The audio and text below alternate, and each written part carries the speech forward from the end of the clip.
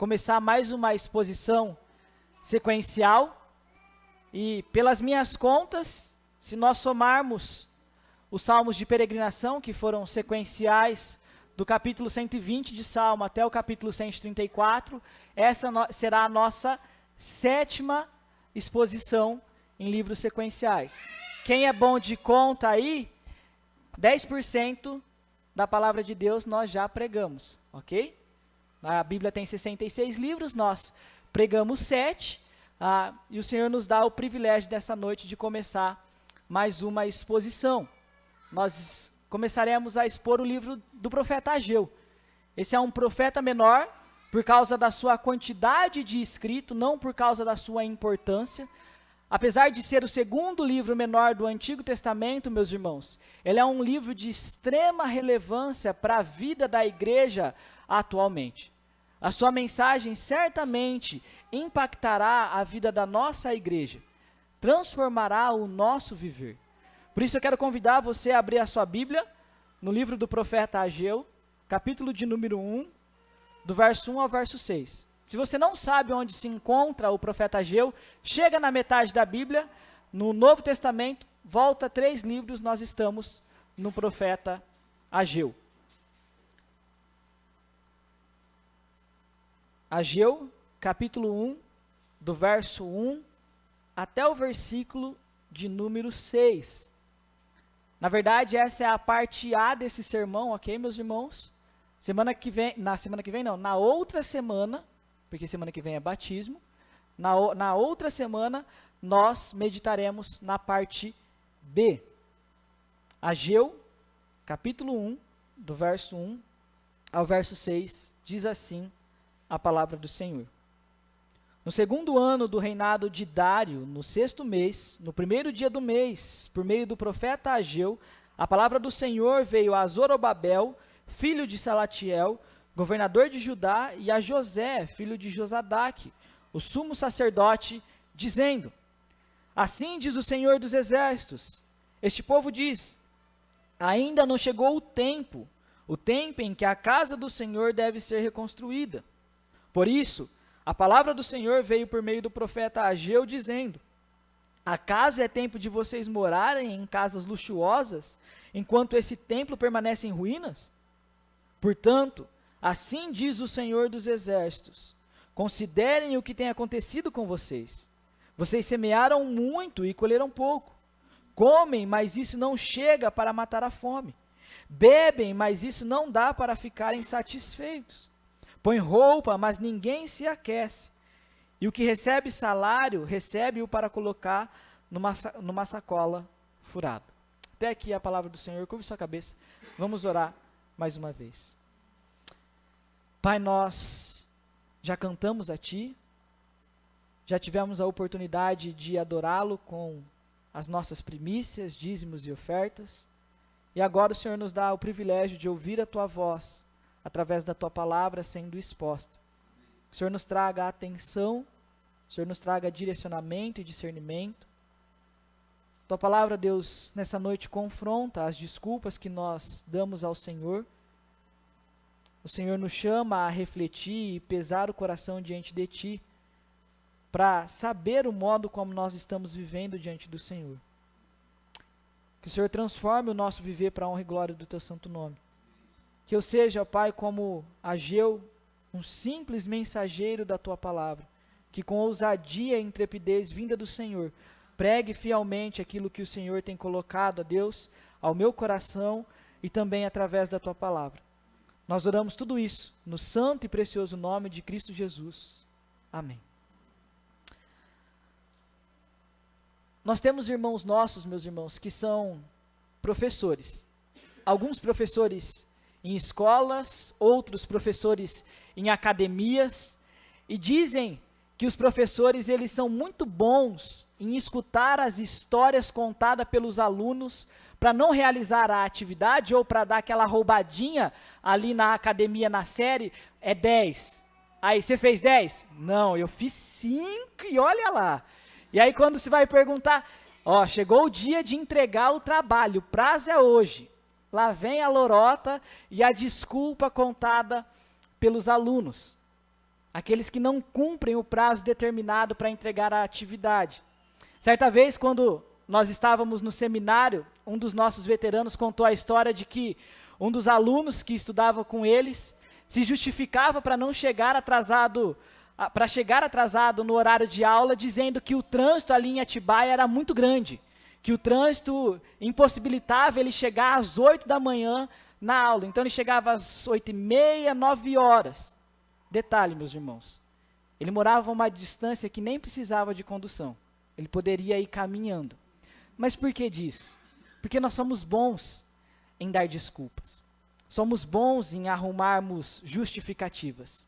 Triste é quando nós usamos de desculpas da mesma natureza para nós não servirmos ao Senhor, para não nos reunirmos com os nossos irmãos na adoração pública a Cristo Jesus. E olha que interessante, não muito tempo distante, nós estávamos passando por uma pandemia. E a pandemia revelou muitos corações que colocavam as suas prioridades em outras coisas que não na adoração ao Senhor. Suas prioridades em outros lugares e situações do que, de fato, render adoração como igreja ao Senhor. Muitos daqueles que participavam do culto de qualquer maneira, chegavam, saíam, sem qualquer importância, sequer voltaram para a adoração coletiva quando tudo foi restabelecido. Se nós fizermos uma rápida pesquisa na vida das igrejas, nós vamos ver que grande parte dos membros que ali estavam presentes saíram, não mais voltaram, preferiram o conforto do sofá do que a adoração pública. Se esquecem de que Deus sabe e conhece cada coração, e conhece cada desculpa dada para não servi-lo. E é justamente isso que o Senhor vai tratar no meu e no seu coração através do profeta Ageu nesse nosso primeiro sermão. Diferente dos outros profetas que pregavam no pré-exílio da Babilônia, ou seja, antes do povo de Deus ser levado cativo, Ageu é o primeiro profeta pós-cativeiro. E no seu tempo, o povo de Deus ele havia então voltado desse cativeiro na Babilônia, quando Ciro deu a carta de libertação aos povos estrangeiros. Se nós nos recordarmos da nossa exposição em Esther, nós vamos lembrar que uma parte foi de volta e uma parte permaneceu desejando viver na luxúria, na pompa ali da Babilônia. Mas outros desejavam servir ao Senhor e voltar a Jerusalém. E a maioria desses que voltaram para Jerusalém são sacerdotes. São povo que ministrava diante do Senhor e diante do templo, onde era a manifestação da presença de Deus ali no Antigo Testamento. Portanto, o desafio de Ageu é que o povo coloque em prática aquilo que ele havia ordenado. A reconstrução do templo que havia sido destruído por Nabucodonosor, quando leva o povo cativo. Ali nós vamos ver no período de Daniel e seus amigos sendo cativos, sendo levados para a Babilônia. E agora esse povo havia retornado, mas eles não haviam retornado sem uma ordem. O Senhor moveu o coração de Ciro, mas também deu uma ordem muito específica: reconstruam o templo. Reconstruam o local de adoração pública. Era ali que a manifestação da presença do Senhor estava. É ali que o Senhor se manifestava no meio do seu povo. Nós podemos ler no livro de Esdras que quando eles voltam, eles lançam os alicerces do templo. Eles lançam os fundamentos. E ali há muita alegria, há choro. Imagine, meus irmãos, ficar distante do Senhor por muitos anos. Nós vamos ver que são 70 anos de distanciamento, de período de cativeiro. E agora você retorna e está construindo a casa do Senhor para adorar. Há muita alegria, há muito choro. Mas aconteceu algo muito triste. Eles estavam procrastinando. Eles permaneciam num estado de paralisia espiritual. Esse entusiasmo momentâneo foi apagado pela ânsia do ganho de dinheiro. O dinheiro domou o seu coração, Os seus interesses não eram mais os interesses do Senhor. Agora seus interesses eram pessoais. Portanto, é nesse contexto que Ageu vai proclamar durante 4 meses, 4 sermões exortativos para confrontar por meio de Ageu o pecado do povo. E a mensagem de hoje trata dessa primeira exortação do profeta.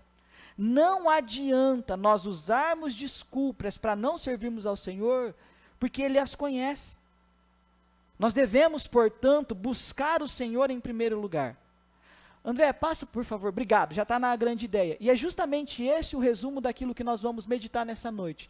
Deus conhece nossas desculpas, confronta as nossas prioridades e nos chama a refletir sinceramente o que temos feito da nossa vida diante dele. Eu vou repetir, meus irmãos, para que isso fique gravado no nosso coração. Deus conhece nossas desculpas, confronta nossas prioridades e nos chama a refletir sinceramente o que temos feito da nossa vida diante dele. Mas antes de nós entrarmos de fato na mensagem de Ageu, nós precisamos relembrar do contexto, que é o versículo de número 1. Volta, por favor, a sua Bíblia, vamos ler o versículo de número 1 mais uma vez.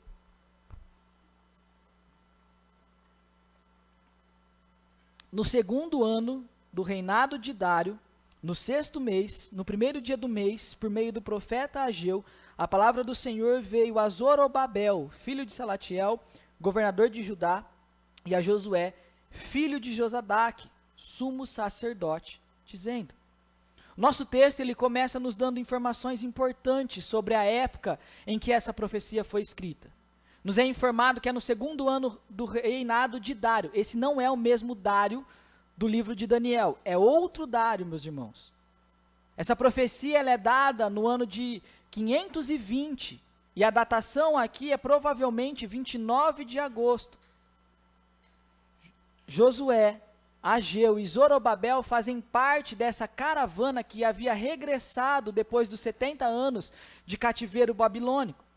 Ageu era profeta, Josué, sumo sacerdote, Zorobabel, ele era governador de Judá. Eles haviam voltado com mais 50.000 pessoas, como nós podemos ver no livro de Esdras e também ali no livro de Esther. E a ordem era muito clara, meus irmãos. Reconstruam o templo. Reconstruam o local de adoração ao Senhor. Isso é feito com os alicerces, com muito choro, com muita alegria. O livro de Esdras vai nos mostrar o contexto do livro de Ageu, meus irmãos. Inclusive, aonde aparece no Antigo Testamento, mais uma vez, o nome de Ageu é no livro de Esdras. Capítulo 3 e capítulo 5. Se os irmãos depois em casa quiserem dar uma olhada, leiam. Os irmãos vão poder ver a ordem do Senhor para reconstruir o templo. 2 anos após, então, eles lançam esse fundamento, eles lançam os alicerces do templo. E isso é motivo de alegria, isso é motivo de regozijo para a nação. Nós estamos de volta ao local onde o Senhor estabeleceu a sua adoração. Mas eles enfrentaram dificuldades. Apesar da alegria, teve momentos difíceis. O livro de Esdras também nos relata que inimigos se levantaram contra eles. O povo foi se esmorecendo, o povo foi se desmotivando. A pobreza ali também era extrema. Imagina, meus irmãos, nós conhecemos a história, nós sabemos a dificuldade que é para uma nação se reerguer depois dos escombros de uma guerra. Nós temos a Primeira e a Segunda Guerra Mundial, nós vemos como isso é difícil. Imagine agora a cidade ser reerguida, o templo ser reerguido diante de tantos escombros. Mas o que estava acontecendo é que, ao retornarem do cativeiro, os seus interesses não eram mais na casa de Deus, eram interesses pessoais. Eles não mais se dedicavam ao Senhor. Agora, a si mesmo era mais importante. Perceba algo ainda importante nesse primeiro verso. Vai dizer que a palavra veio a Ageu. Ageu, ele não é a fonte da mensagem. Ageu não tira do seu próprio coração. Ageu não produz a mensagem. mas é a voz do Senhor que deveria ser ouvida e atendida e repassada aos que Deus desejava comunicar através do profeta. Ageu, ele é um porta-voz do Senhor. Ele não faz a mensagem, ele apenas transmite. Ageu, ele fala com autoridade, assim diz o Senhor dos Exércitos, versículo de número 2. Portanto, ele é mordomo, ele serve a mensagem. Ele recebe do Senhor e transmite. E os seus destinatários são justamente tanto o líder político quanto o líder religioso. Zorobabel, mas também Josué. Zorobabel, o governador de Judá, Josué, o sumo sacerdote. Ela é dirigida ao líder do povo. Por que isso é importante, meus irmãos? Justamente por causa do dia em que essa profecia é levantada. Por causa da data em que ela é proclamada ao povo de Deus. Quando nós olhamos mais atentamente para isso, nós vamos ver que é o primeiro dia da semana. O dia onde eles se reuniam para cultuar ao Senhor. E aí nós olhamos mais especificamente, vamos ver que os 3 ofícios aqui apresentados, Ageu profeta, Zorobabel governador e Josué sumo sacerdote, apontam para os ofícios de Cristo Jesus. A palavra está sendo dirigida no momento em que as pessoas estavam reunidas e sendo chamadas para cumprir a vontade do Deus da aliança. Reconstruam o templo. Ela aponta para aquele que é o sacerdote, o profeta e o rei. Aquele que estabeleceu a nova aliança no seu sangue e nos tornou seus filhos e nos dá a oportunidade de hoje estarmos aqui cultuando o seu santo nome. Nós não somos chamados a reconstruir o templo. Nós não somos chamados a levantar o templo dos escombros. Mas nós somos chamados a servir ao Senhor no dia da ressurreição, que é o primeiro dia da semana, ao domingo, com alegria, com regozijo, com importância. Cristo fala com o seu povo, mesmo nas nossas dificuldades, mesmo nas circunstâncias adversas. Ele é o Filho amado do Pai, que dá prazer ao Pai e que nos chama a ouvi-lo atentamente. As dificuldades que eles enfrentavam eram dificuldades reais, oposições de inimigo, pobreza extrema. Isso se transforma em justificativas convenientes. O entusiasmo dá lugar à apatia. O coração do povo se fecha às prioridades do Senhor. E como a gente vai ver a partir do verso 2 agora, as suas desculpas revelam isso. As mesmas desculpas que nós damos para não servir ao Senhor. Meus irmãos, isso aqui não é templo. Isso aqui é uma construção. A igreja sou eu e você, mas não sozinho. Reunidos para adoração ao Senhor. Portanto, o Senhor nos chama a refletir sobre as nossas desculpas, porque Ele as conhece, e nos chama a parar de usá-las. Olha que interessante o versículo de número 2, a profecia segue dizendo, assim diz o Senhor dos Exércitos, este povo diz, ainda não chegou o tempo em que a casa do Senhor deve ser reconstruída. Muito tempo havia se passado, 70 anos, meus irmãos. E novamente a voz do Senhor está sendo ouvida. Mas não é qualquer voz, é a voz do Senhor dos Exércitos. O Deus soberano, o Todo-Poderoso, o que nós acabamos de cantar, que Ele criou os céus e a terra, que formou todas as coisas. E esse Deus Todo-Poderoso estava os exortando e confrontando as suas desculpas para não obedecerem ao seu mandamento, à sua vontade. Chama-nos a atenção, no verso 2 ainda, meus irmãos, o desprazer, o descontentamento de Deus. Em outros momentos, o Senhor chama o seu povo de meu povo. Isso indica um relacionamento genuíno, um relacionamento saudável. Mas aqui o Senhor está chamando este povo, um povo que estava distante, um povo que o relacionamento havia sido quebrado, estava rompido. Deus está descontente com a forma como viviam.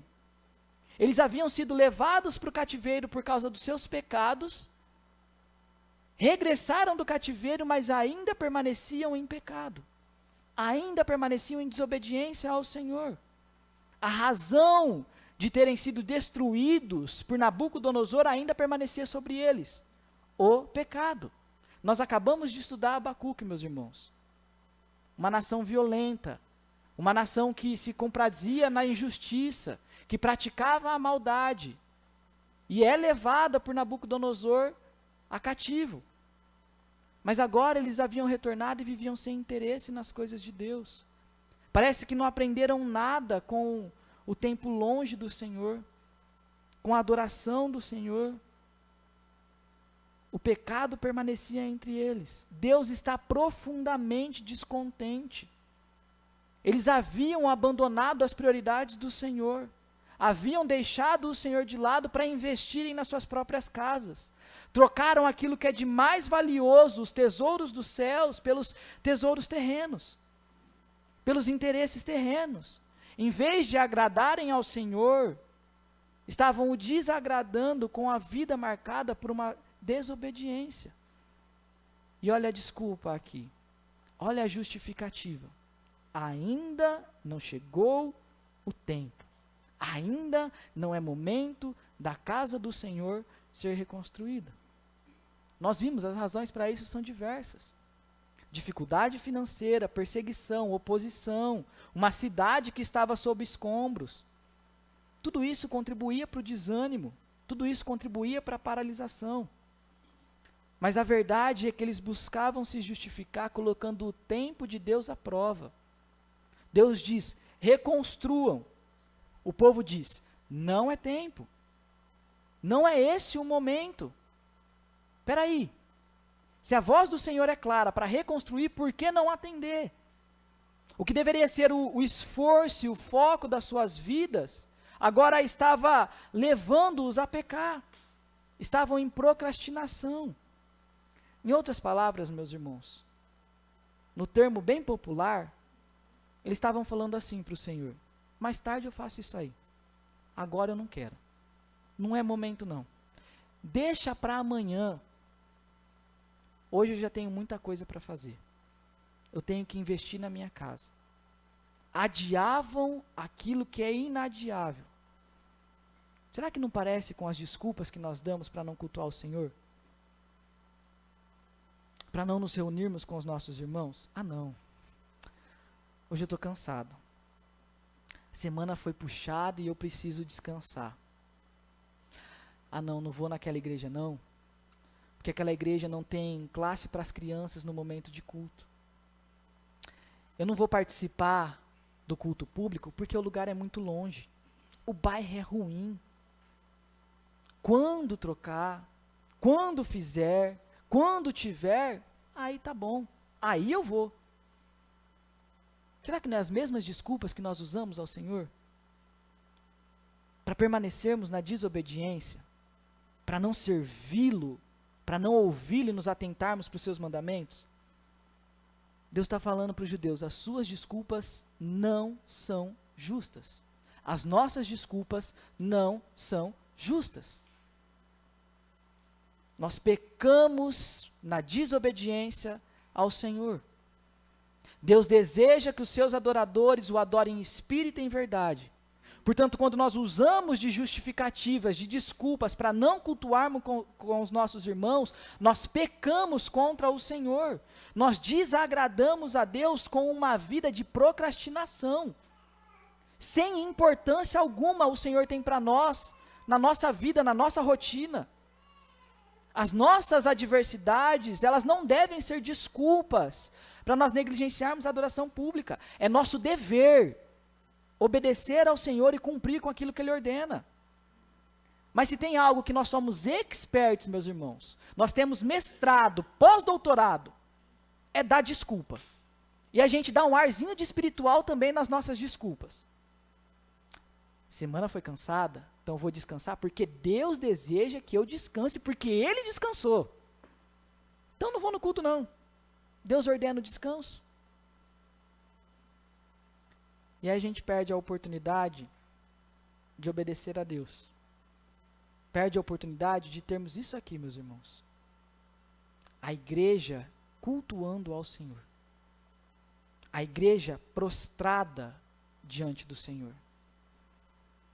Pecamos, como estavam fazendo os judeus, usando de maneira errada princípios da palavra de Deus que justificam os nossos erros. Sabe o que a gente faz com a palavra de Deus? A gente cria um escudo diante de nós que justifica a nossa desobediência. Não precisa estar em todos os cultos, a gente vai falar. Uma vez, tá bom.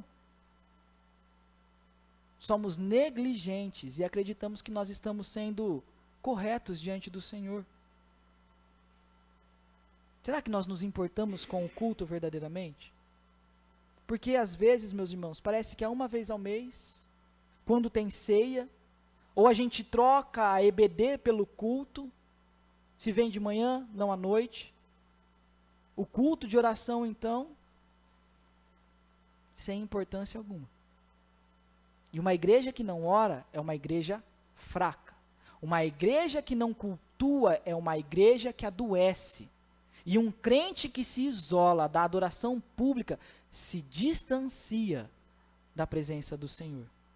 Deus deseja que nós estejamos aqui, reunidos, para adorá-lo. Não é apenas aqui no Antigo Testamento, não, meus irmãos. O autor aos Hebreus vai nos exortar no mesmo sentido. Não deixem de congregar. Não se afastem do Senhor. Não endureçam o coração. Não fechem os ouvidos para a voz do Senhor.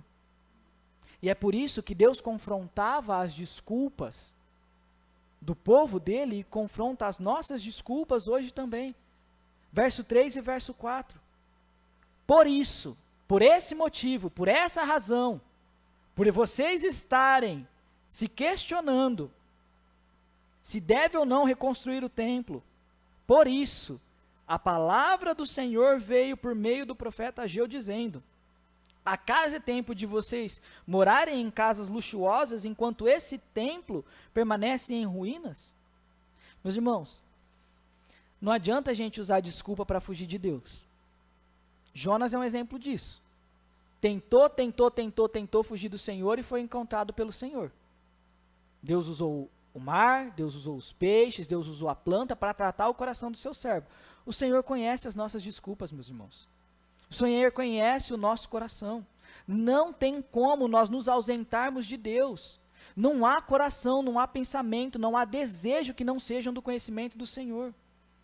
Portanto, se hoje nós usamos desculpas como essas, o Senhor nos exorta a abandoná-las, a tirá-las da nossa vida. A razão da profecia de Ageu são as desculpas infundadas daqueles que faziam parte da aliança com o Senhor, que era um povo escolhido de Deus, que havia sido levado de volta, tendo o privilégio de adorar o Senhor. O texto é claro, por isso, por essa razão, veio a palavra de Deus por meio do profeta Ageu. Para os judeus, aparentemente, as suas desculpas eram ótimas. Eu preciso reconstruir a minha casa. Eu tenho que ter o meu lugar de descanso. Será que isso não é bom? Óbvio que é bom. Eu preciso dormir sossegado, tranquilo. Errado, meus irmãos. Enquanto eles construíam suas casas, deixavam a casa do Senhor em ruína. Sabe aquele ditado popular? Que a mentira tem perna curta, ela não vai muito adiante. Deus os pega, no ditado popular, de calça curta. O que eles falaram no versículo de número 2? Ainda não chegou o tempo. Ainda não é tempo. O que o Senhor vai dizer? Acaso é tempo de vocês morarem em casas luxuosas, enquanto este templo permanece em ruína? Espera aí. Não é tempo para reconstrução do templo, mas é tempo para construir suas casas luxuosas? Alguma coisa não está certa. Algo está errado. Sabe o que é? Prioridade invertida. Deus confronta a incoerência dos judeus e confronta a minha e a sua incoerência nesse dia. O Senhor denuncia o pecado deles em colocarem-se em primeiro lugar e denuncia o meu e seu pecado em nos colocar em primeiro lugar. Nós somos procrastinadores profissionais, meus irmãos. Desistimos de investir na casa de Deus, mas queremos nossas casas luxuosas. Deus os confronta nos seus próprios argumentos. Se não havia tempo para mim, como há tanto esforço para suas casas luxuosas? Espera aí, não tem tempo para servir ao Senhor, mas eu tenho tempo para fazer todo outro tipo de coisa. Onde está a prioridade? Onde está o coração? Algumas outras traduções vai trazer essa casas luxuosas como casa apaineladas. São casas com extravagância. São casas caríssimas. O adorno, o acabamento é todo em luxo. A casa ali era uma casa com forro. Meus irmãos, nós não estamos em 2025. É 520 a.C. Casa com forro naquela época era luxo. A casa com teto. Mas a casa de Deus em ruínas e sem teto. A casa dos judeus com pompa. A casa do Senhor nos escombros. Não é muito diferente dos nossos dias, não. Nós fazemos como os judeus. Dizemos para o Senhor, primeiro a minha vida, primeiro eu, mais tarde, Deus. Primeiro os meus negócios. Primeiro as minhas resoluções. Se tiver tempo, se sobrar, se der, eu sirvo ao Senhor e cuido dos negócios de Deus. Eu primeiro, depois Deus. Meus irmãos, por que é tão importante a reconstrução do templo? Porque era ali onde a adoração pública acontecia. Era ali onde a presença do Senhor se manifestava. Era ali onde os seus adoradores se reuniam. O recado que o povo de Deus estava dando para ele é que Deus não havia importância. Que Deus não fazia parte das suas vidas. E esse é o mesmo recado que nós damos ao Senhor ainda hoje, infelizmente. O Senhor não faz parte da nossa rotina. O Senhor não faz parte da nossa vida. É só nós observarmos o contexto da igreja evangélica brasileira.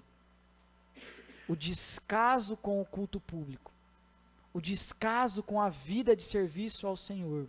O descaso com o investimento no reino. A nossa prioridade está invertida. O tempo proveitoso é para aquilo que nos dá prazer. Para aquilo que nos satisfaz aqui nesse mundo. Investimos naquilo que dá retorno visível. Buscamos os nossos próprios interesses. Nós não desejamos servir ao Senhor porque nós perdemos tempo com outras coisas, que não as de Deus. Investimos os nossos bens, os nossos recursos, em nós mesmos, mas não na obra do Senhor. Nós desejamos primeiro nós, meus irmãos.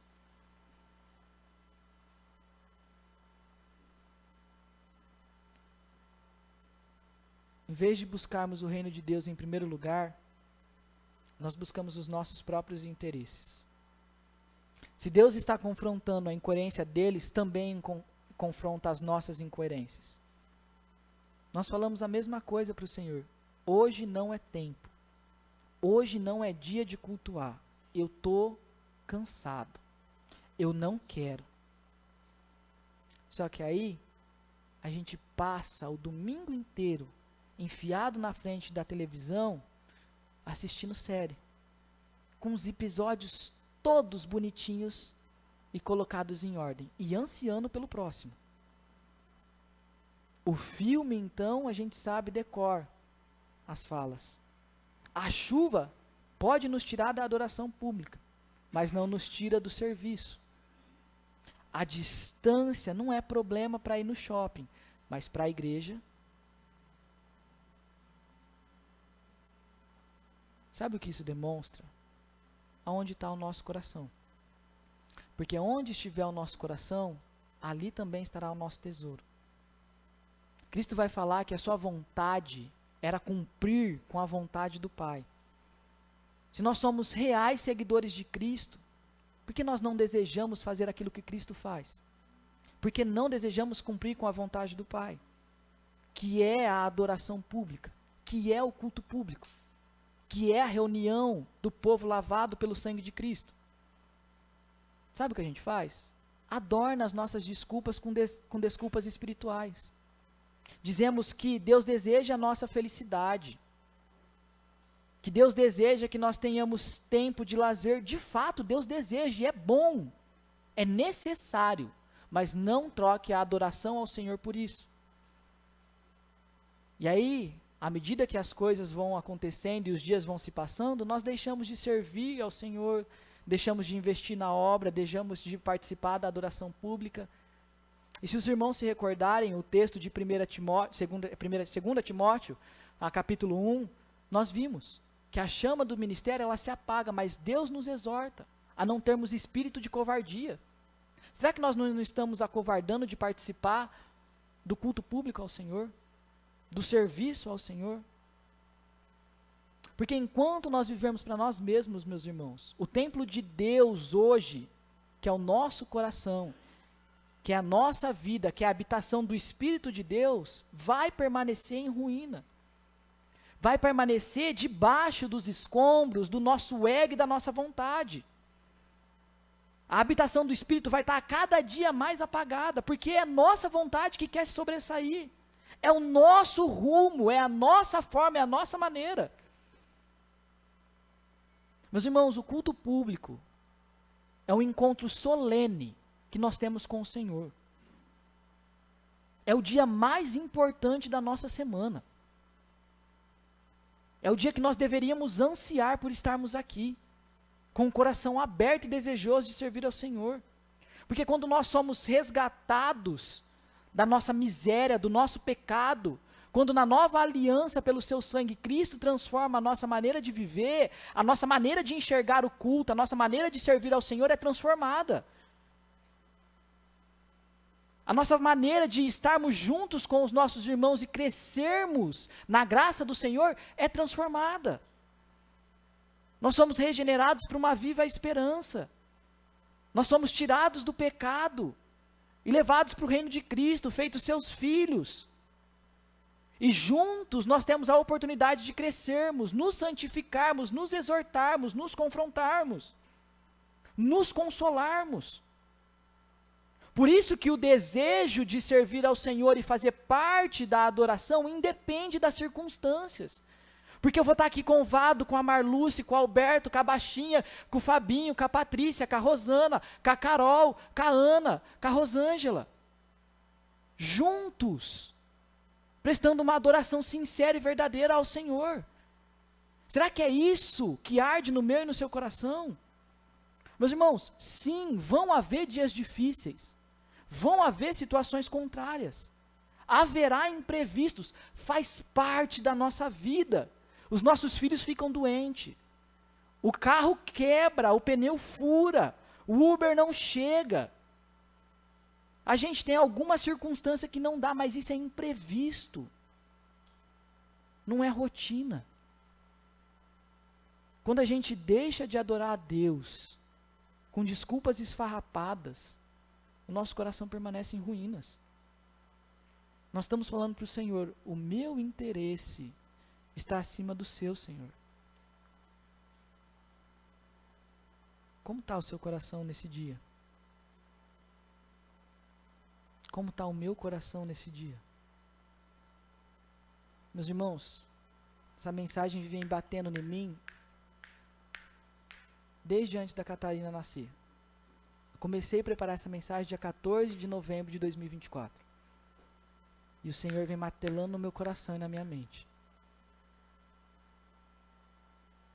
O Senhor nos está chamando a refletir sobre as nossas prioridades, sobre as nossas desculpas. E é isso que ele vai falar na última parte, verso 5 e verso 6. Por favor, volte comigo na sua Bíblia para poder lermos esses dois últimos versos.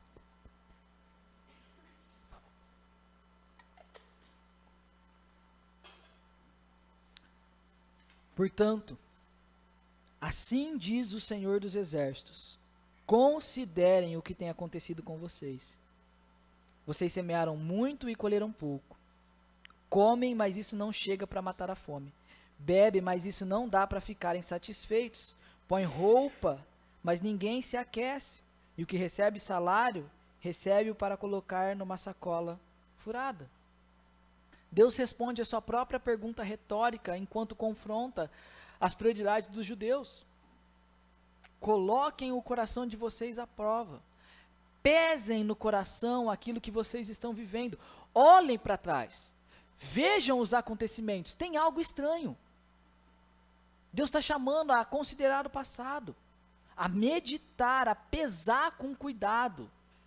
Uma tradução literal aqui seria, de fato, pôr no coração o que tem acontecido. Eles deveriam observar a quebra da aliança, o motivo de terem sido levados cativos e o que estava acontecendo agora. O descaso para com o Senhor, como foi no passado, também agora estava os levando para distante de Deus. E o texto começa nos mostrando que esse mês, o 6º mês, é o mês de colheita. É o mês onde eles repartiam aquilo que eles haviam produzido. Mas a palavra de Deus vai dizer que eles não estavam colhendo. Não havia fruto.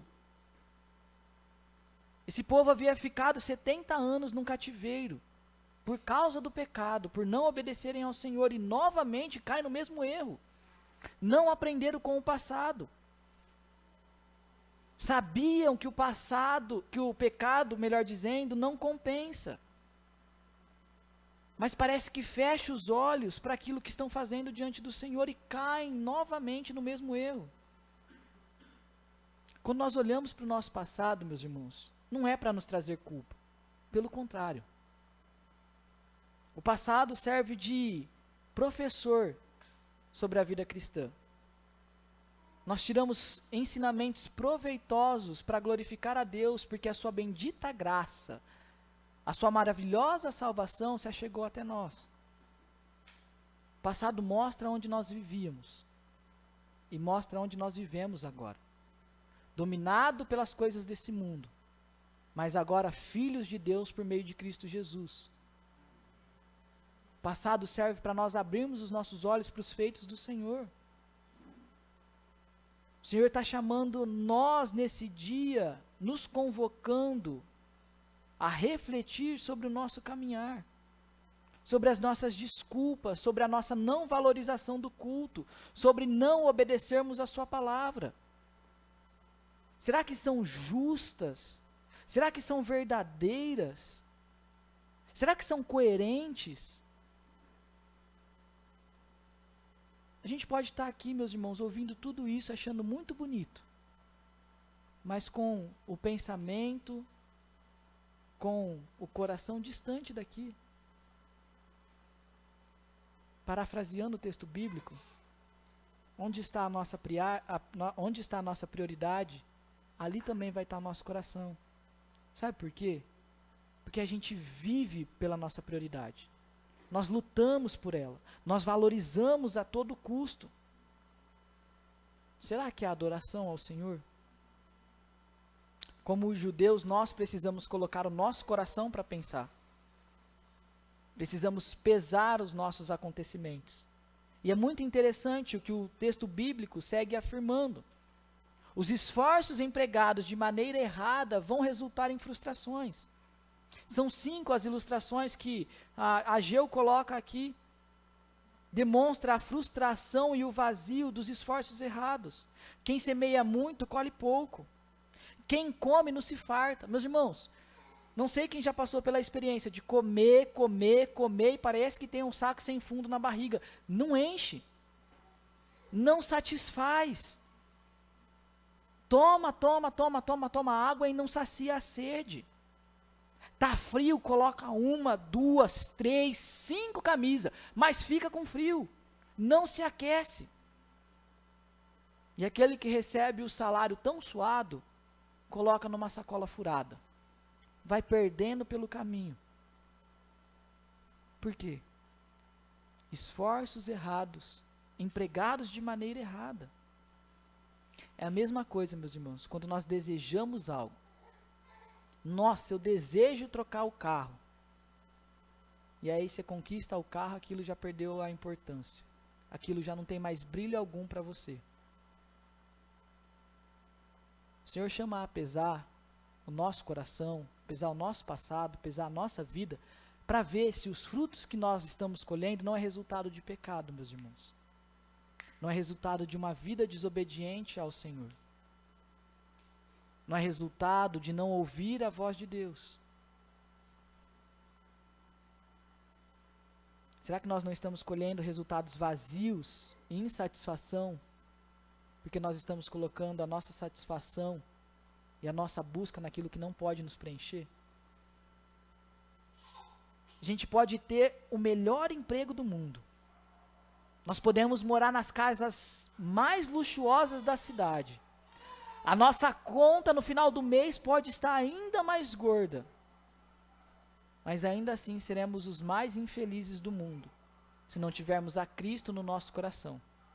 Porque somente Ele pode preencher esse vazio. Nós acumulamos, retemos e sentimos-nos cada vez mais vazios. Quando Cristo não é o centro, não é a prioridade das nossas vidas, tudo mais perde o propósito. Os exemplos aqui mostram muito bem isso, meus irmãos. Pessoas que comiam e não se fartavam, pessoas que bebiam e não se saciavam, pessoas que se vestiam e não se aqueciam, pessoas que recebiam dinheiro, mas o perdiam. Esses resultados acontecem quando nós colocamos as nossas prioridades em locais errados. Quando nós invertemos a prioridade do Senhor. Tenho tempo para todo tipo de coisa, mas andamos lentamente quando se trata de fazer a obra de Deus e servir ao Senhor. Tenho dinheiro para mim, para as minhas coisas, mas somos mesquinhos quando se trata de servir ao Senhor. Será que a nossa prioridade não é a nossa casa? Não são os nossos filhos? Não é o nosso lazer, o nosso trabalho? Não que nós devemos abandonar isso, meus irmãos, mas é pesar onde está o nosso coração. Porque parece que quando é para servir ao Senhor, a desculpa está na ponta da língua. Usamos 1001 de justificativas. Outras pessoas podem fazer no meu lugar. Eu estou cansado. E assim segue. Desobedecemos a Deus e pecamos contra o Senhor. Mas perceba algo, meus irmãos. Deus é o agente dessa frustração. É Ele quem impede os resultados para que eles sejam bons. O povo peca por inverter uma ordem direta de Deus. Reconstruam, mas ainda não é tempo. Dediquem-se ao Senhor, mas retinham o que deveria ser dedicado ao Senhor. Inclusive, essas casas apaineladas que o texto fala, eram de madeiras importadas, que eles iam buscar. E essas madeiras eram para fazer a reconstrução do templo. Eles estavam tirando a reconstrução do templo e colocando essas madeiras nas suas próprias casas. Enquanto Deus ali, o local de adoração permanecia em ruína.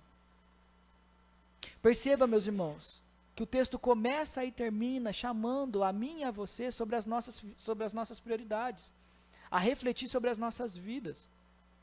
Onde nós temos empregado os nossos esforços?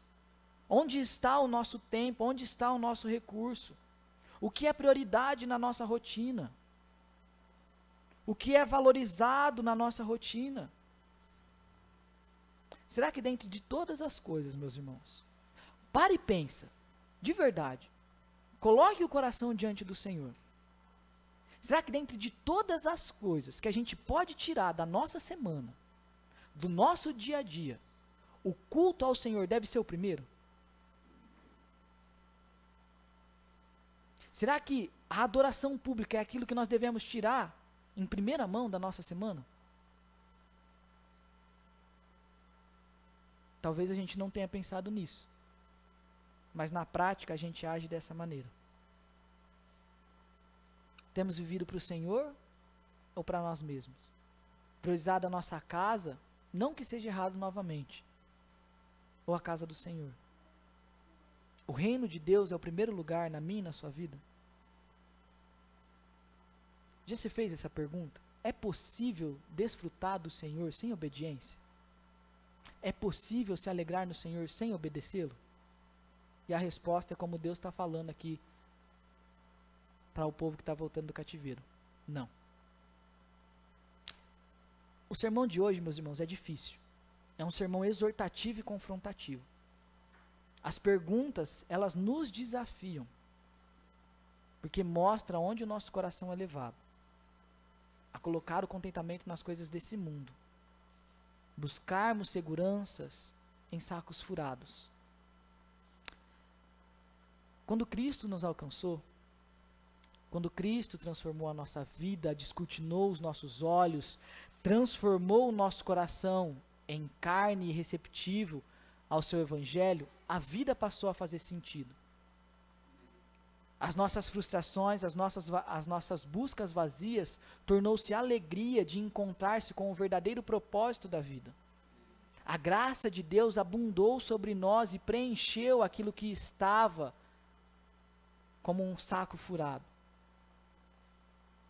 As bênçãos materiais agora têm o seu devido lugar. Elas são incapazes de nos trazer alegria e contentamento. A alegria verdadeira vem daquele que é o pão da vida, aquele que é a água da vida, aquele que dele beber jamais terá sede, daquele que dele comer jamais terá fome.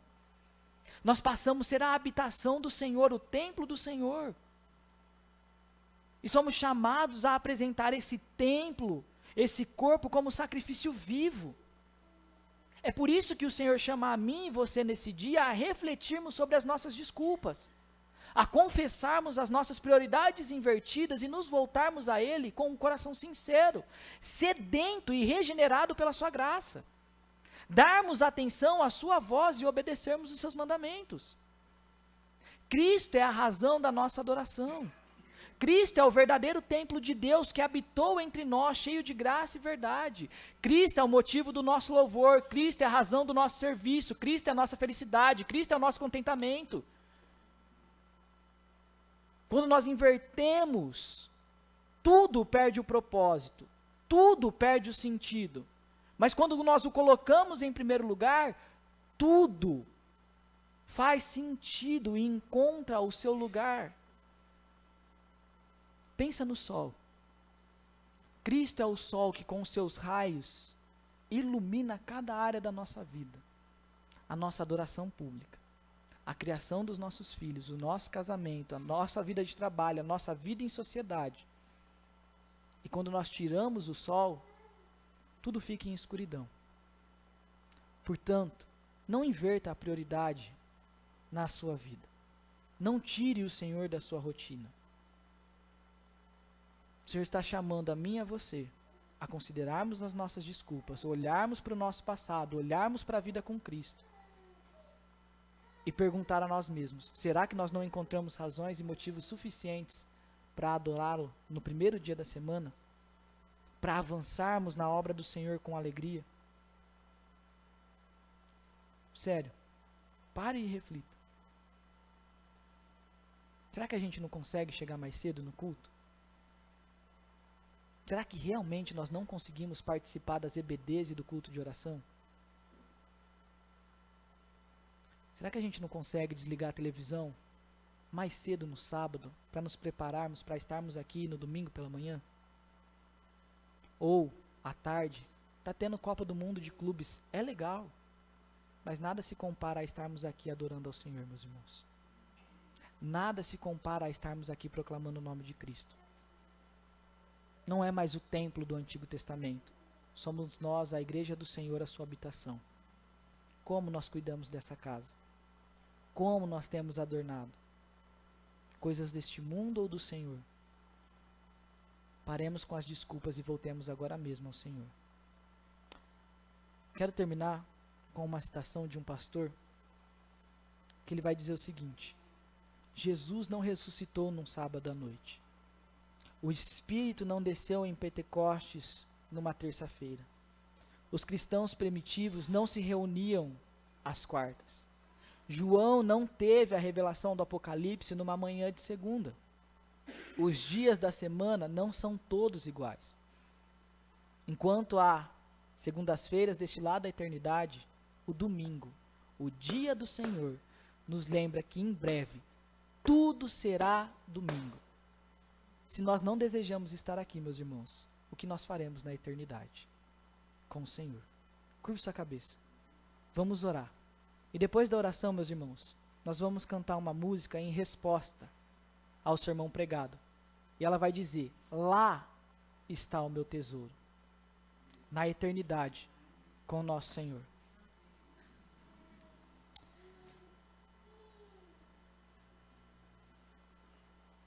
Pai, nós